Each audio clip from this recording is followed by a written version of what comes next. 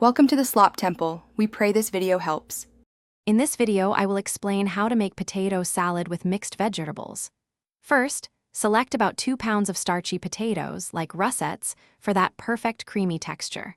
Boil them whole until they are fork tender, which usually takes around 15 to 20 minutes. Once cooked, let them cool completely before dicing them into 1-inch cubes. This ensures they hold their shape and absorb the dressing beautifully.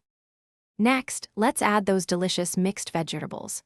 Aim for about 2 cups of crisp, colorful options such as red bell peppers, celery, and green onions. Dice all your chosen vegetables into small, uniform pieces so every bite is balanced. For harder vegetables like carrots, a quick blanch in boiling water will help them stay vibrant and slightly tender crisp, enhancing the overall texture of your salad. Now for the heart of the potato salad, the creamy dressing. In a medium bowl, combine 1/2 cup of good quality mayonnaise with 2 tablespoons of tangy Dijon mustard. Stir in 1/4 cup of freshly chopped dill and a generous pinch of black pepper. Finally, whisk in 1 tablespoon of apple cider vinegar. This adds a lovely brightness and cuts through the richness, balancing all the flavors perfectly.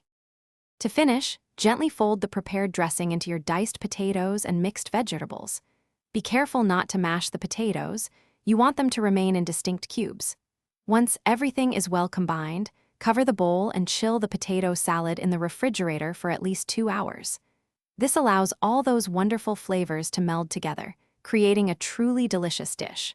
For other great deals, and to grab some little trees black ice for your car, check the description below.